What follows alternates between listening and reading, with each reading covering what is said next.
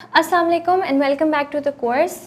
अभी तक हम बात करते रहे हैं अपनी बिज़नेस की, अपनी शॉप की इंगेजमेंट कैसे बढ़ाएं, यानी आपके जो एग्जिस्टिंग फॉलोअर्स हैं, जो एग्जिस्टिंग बायर्स हैं, उनको आप कैसे इंगेज्ड रखें, कैसे आप उन्हें इन्वॉल्व्ड रखें। आज जो हम बात करेंगे वो है अपनी ग्रोथ कैसे बढ़ाएं, यानी अपनी रीच कैसे बढ़ाएं। ठीक है, आपके एक सर्टेन नंबर ऑफ़ फॉलोअर्स भी हैं, वो इंगेज भी कर रहे हैं, लेकिन आपका नंबर नहीं बढ़ रहा, आपको और लोग डिस्कवर नहीं कर रहे, तो उसके लिए क्या किया जाए, उसके बारे में हम आज बात करें। बात ये है कि अपने अकाउंट को ग्रो करने के लिए मेहनत करनी पड़ती है, और उसकी वजह ये है कि 1 बिलियन मंथली यूज़र्स हैं इंस्टाग्राम पे, यानी बहुत ज़्यादा कंपटीशन है, बहुत ज़्यादा अकाउंट्स हैं, बहुत ज़्यादा ब्रांड्स हैं, बहुत ज़्यादा शॉप्स हैं। तो आप अपनी जगह कैसे बनाएं, आप अपनी ग्रोथ कैसे कांस्टेंट रखें, राइट।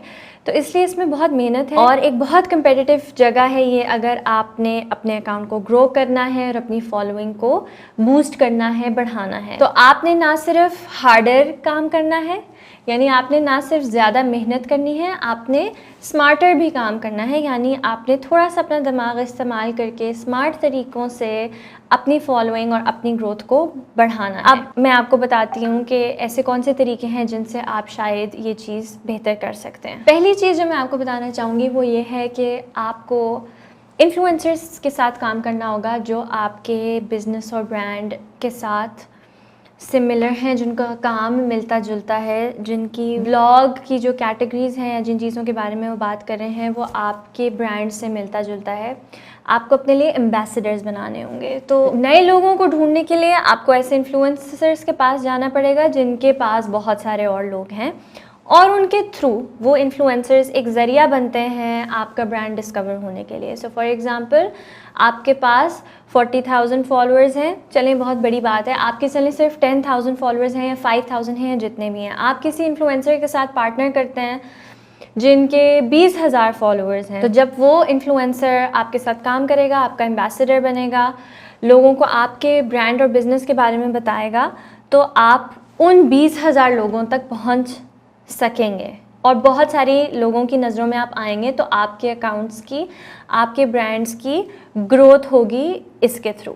ठीक है, सो पहली चीज़ ये कि आप इन्फ्लुएंसर्स को ऑन बोर्ड लें, उनके साथ आप स्पॉन्सर्ड कंटेंट बनाएं या कोलैबोरेशंस करें या एफिलिएट मार्केटिंग इस्तेमाल करें। बहुत सारे डिफरेंट तरीके होते हैं इन्फ्लुएंसर्स के साथ काम करने के लिए, और ये एक अच्छा तरीका है क्योंकि इससे मोस्टली आपकी जो फॉलोइंग आती है, जो ऑडियंस आती है, वो एक ट्रस्टेड और लॉयल किस्म की ऑडियंस आती है। तो इससे आप बहुत ज़्यादा लोगों को और रीच कर सकते हैं। जो एक इम्पॉर्टेंट चीज़ है ना, अगर आपको ज़्यादा फॉलोअर्स चाहिए अपने इंस्टाग्राम पे इन्फ्लुएंसर्स के थ्रू, तो बेस्ट तरीका ये होता है कि आप उनके साथ एक लॉन्ग लास्टिंग प्रोजेक्ट करें, रादर देन कि आप एक छोटा वन टाइम प्रोजेक्ट उनके साथ करें। जितना आप उनके साथ लॉन्ग टर्म एक डील बनाएंगे, ऑन बोर्ड रखेंगे, उतना आपके इंस्टाग्राम को और आपके ब्रांड को फ़ायदा होगा उस इन्फ्लुएंसर से और उनकी फॉलोइंग से।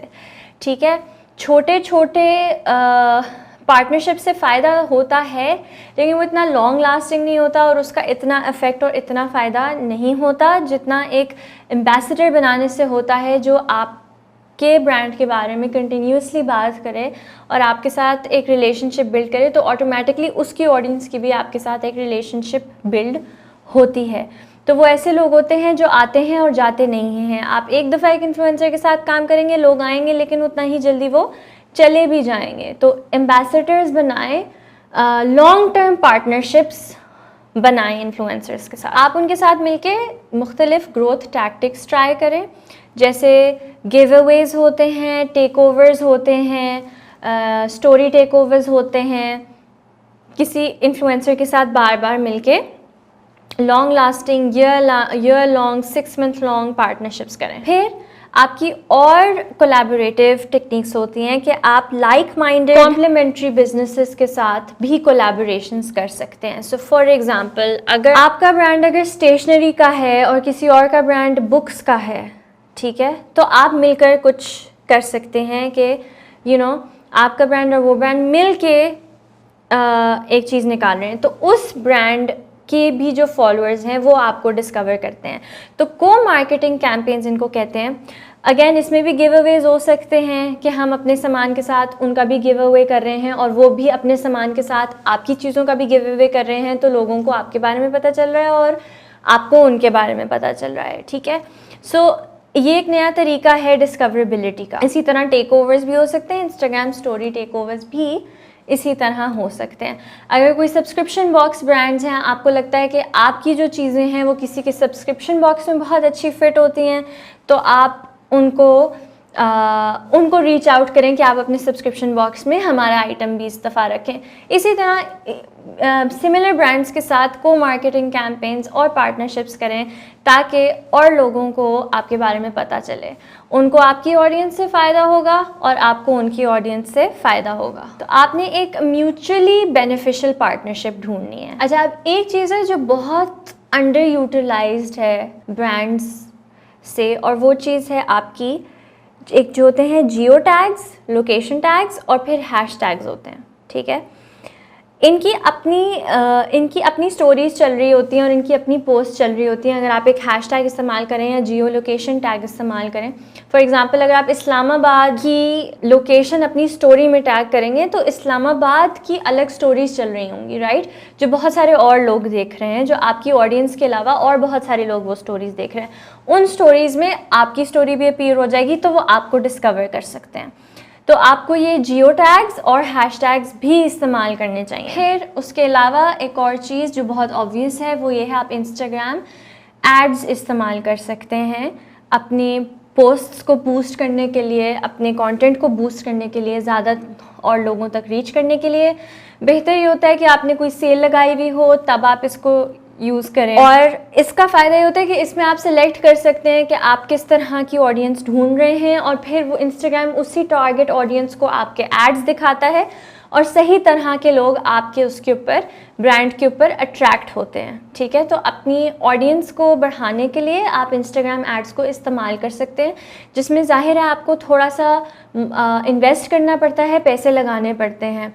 बाकी जो मैंने आपको आइडियाज़ दिए थे वो कम्प्लीटली ऑर्गेनिक है, उसमें आपको पैसे नहीं लगाने पड़ते, बट इसमें आपको mostly you have to invest ताकि आप वो एड्स चला सकें और लगा सकें और नए लोग आपको फॉलो करें। एक और चीज़ जिससे ग्रोथ होती है वो होती है क्रॉस प्रमोशन से, ठीक है। क्रॉस प्रमोशन में होता है कि आपके दूसरे जो चैनल्स हैं, जैसे आपका यूट्यूब चैनल है, आपका फेसबुक पेज है, उस पर भी अपनी इंस्टाग्राम की चीज़ें डालें ताकि लोगों को आपके इंस्टाग्राम पेज का पता चले। उससे ये होता है कि वही लोग जो आपको शायद सिर्फ फेसबुक पे फॉलो कर रहे हैं या यूट्यूब पे फॉलो कर लें, तो फिर आपके इंस्टाग्राम पेज पे आएंगे और आपके फॉलोअर्स बढ़ जाएंगे। तो ये ग्रोथ करने के कुछ तरीके हैं, अपने इंस्टाग्राम फॉलोअर्स बनाने के कुछ तरीके हैं। इनको ट्राई करके देखें, इनको फॉलो करें और देखेंगे कैसे आपका ब्रांड इंशाल्लाह ग्रो होता है।